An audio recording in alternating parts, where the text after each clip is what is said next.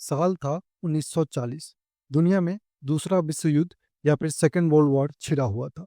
जून 1940 आते आते फ्रांस ने नाजी जर्मनी के सामने सरेंडर कर दिया। फ्रांस के सरेंडर करने से ब्रिटेन को बहुत बड़ा झटका लगा। वह अब जर्मनी के खिलाफ युद्ध में अकेला पड़ गया था। फ्रांस ने जर्मनी के साथ युद्ध विराम संधि पर हस्ताक्षर कर दिया। उन दिनों फ्रांस के पास दुनिया की चौथी सबसे बड़ी नेवल फोर्स या फिर नौसेना थी।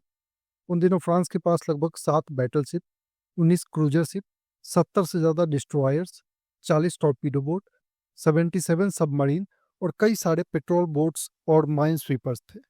ब्रिटेन को डर था कि अगर फ्रांस के इन नौसैनिक जहाज़ों पे जर्मनी का कब्जा हो गया तो ब्रिटेन अटलांटिक महासागर और भूमध्य सागर में चल रहे युद्ध को हार जाएगा।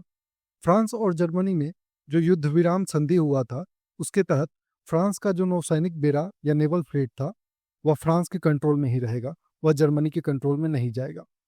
लेकिन ब्रिटेन के प्रधानमंत्री विंस्टन चर्चिल को जर्मनी पे बिल्कुल भरोसा नहीं था। उन्हें डर था कि जर्मनी फ्रांस के जहाज़ों को अपने कंट्रोल में ले लेगा। विंस्टन चर्चिल जो थे वो इतना बड़ा रिस्क नहीं उठाना चाहते थे। उन्होंने फ्रेंच नेवी को डिस्ट्रॉय करने के लिए ब्रिटिश नेवी को आदेश दिया। ब्रिटिश नेवी ने ऑपरेशन कैटापल्ट शुरू किया।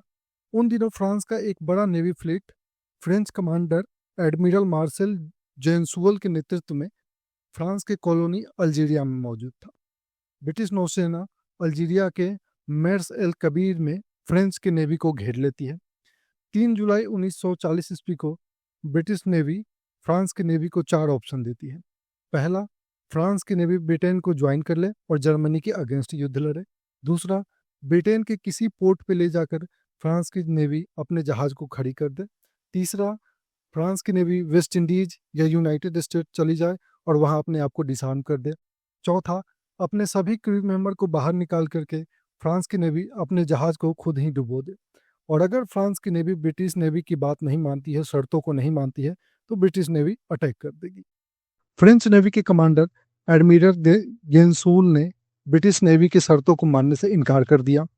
फ्रेंच नेवी के कमांडर एडमिरल गेंसूल ने ब्रिटिश नेवी को यह भरोसा दिलाया कि फ्रांस अपने जहाज़ों को कभी भी जर्मनी के कंट्रोल में नहीं जाने देगा। घंटों तक बातचीत चली, लेकिन कोई हल नहीं निकला। जब बातचीत विफल हो गया तो ब्रिटिश नेवी ने फ्रेंच नेवी पे शाम के वक्त अचानक से हमला कर दिया। गोलीबारी इतनी तेज हुई, लगभग 10 मिनट तक की ही गोलीबारी में फ्रांस के कई जहाज जो है वो नष्ट हो गए और ब्रिटिश नेवी ने फ्रांस के कई जहाज़ों को डुबो दिया और कुछ फ्रेंच नेवी के जो जहाज थे वो भागने में सफल हुए। इस हमले में लगभग 1297 फ्रांसीसी नौसैनिक या फ्रांस नेवी के जवान और ऑफिसर मारे गए और 350 से ज़्यादा घायल हुए। इसके अलावा फ्रांस के कई जहाज ब्रिटेन के पोर्ट्समाउथ और प्लाईमाउथ में रिपेयरिंग के लिए गए थे। ब्रिटेन ने उन्हें वहीं पे सीज कर लिया या फिर जब्त कर लिया। इसके अलावा इजिप्ट के अलेक्जेंड्रिया में ब्रिटिश नेवी ने फ्रेंच स्क्वाड्रन को घेर लिया।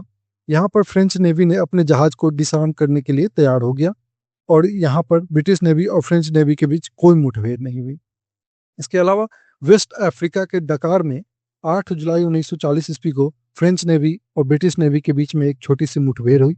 इस मुठभेड़ में भी फ्रेंच बैटलशिप को काफ़ी नुकसान हुआ और इस तरह से ऑपरेशन कैटापल्ट के तहत फ्रांस के बहुत से जहाज या तो जब्त कर लिए गए या फिर नष्ट कर लिए गए। लेकिन इस मुठभेड़ में लगभग 1300 से ज़्यादा फ्रेंच नेवी के सैनिक, जवान, ऑफिसर मारे गए।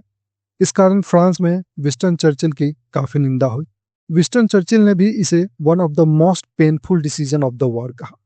लेकिन इस ऑपरेशन के जरिए ब्रिटेन ने जर्मनी और अमेरिका दोनों को यह मैसेज दिया कि ब्रिटेन जर्मनी से लड़ाई जारी रखेगा, चाहे वह युद्ध में अकेला ही क्यों न हो।